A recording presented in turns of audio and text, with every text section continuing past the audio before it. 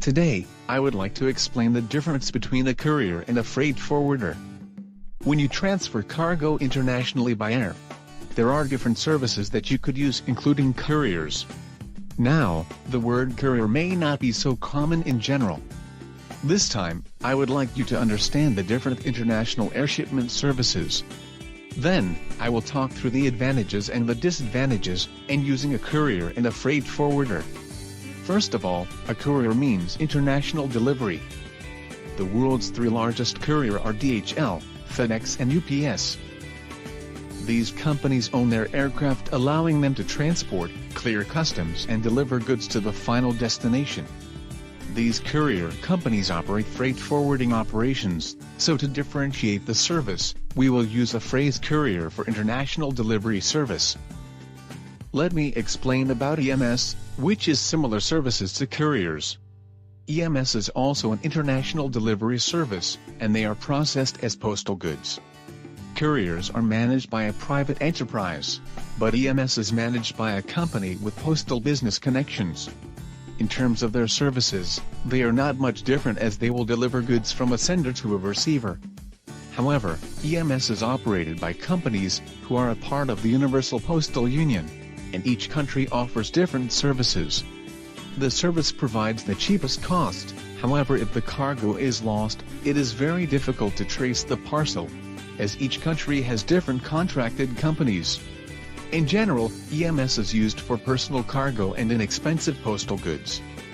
A freight forwarder means international transportation agent. You may not be familiar with freight forwarding agents, but they are agents who coordinate transportation of cargo internationally, without having their own vessels or aircraft.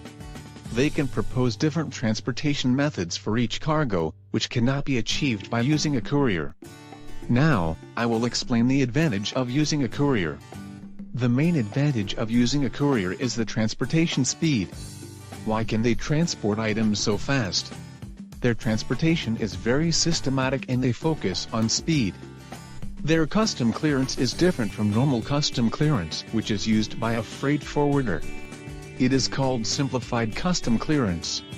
If the cargo value is not so high and it's less than $2,000, they are able to get faster approval with simplified custom clearance. From Japan, it takes 1 to 3 days to deliver if it's Asian countries. It takes 4 to 5 days for the USA and Europe, and takes 5 to 6 days to deliver to other areas. In terms of cost, it is cheaper to use a courier for small volume of cargo. Couriers use a set price. You can find out the cost by identifying the delivery country, weight and the volume weight.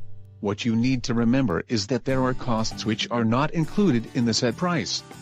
It will incur import duty and tax for the delivering country, and if it's a remote area, additional costs may apply. If you have a regular delivery, you may be able to negotiate the cost. To make an arrangement with a courier, all you need to do is to fill in the form on the internet. If you are in a rush to receive cargo, you can call their call center to make arrangements. There are advantages for using a courier, but there are also disadvantages. So let me explain. The disadvantages of using a courier are: there are restrictions of what they can transport. Large cargo costs a lot. They are not flexible with irregular matters. Cargoes which cannot be transported by a courier are animals and plants, fresh products, hazardous items and corrosive items. A large cargo costs a lot to send by courier. In general, if it's more than 45 kilograms in size and volume, you can obtain a better deal by using a freight forwarder, which I will explain later. Another disadvantage is that they cannot be flexible with arrangements. Cargo packaging, changing delivery location, repayment of tax, and when there is a trouble with customs, it may take time to solve the problem. Their main focus is speed, therefore, they are not very flexible with other services.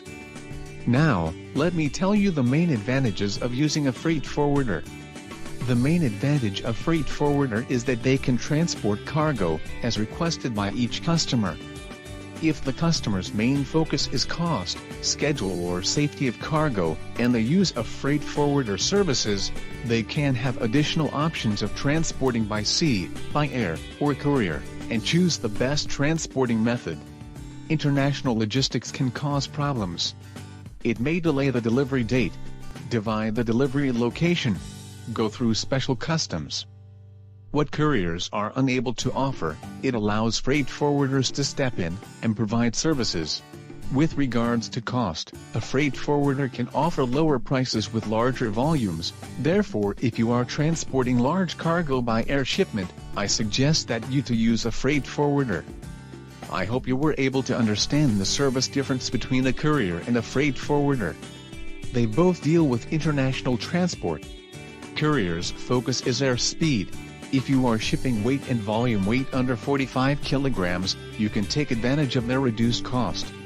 On the other hand, a freight forwarder can offer more flexible services and can react promptly in case of an emergency. You can take advantage of reduced cost with larger volume, so it's best to use both a courier and a freight forwarder depending on the situation. In this channel, I explain about the technical term and job description in logistics. If you are interested in logistics work, or if you already work in the logistics industry, I believe that this channel will be a good support for your job. If this time video get the good support for your understanding, please subscribe, press good, or comment anything. Well,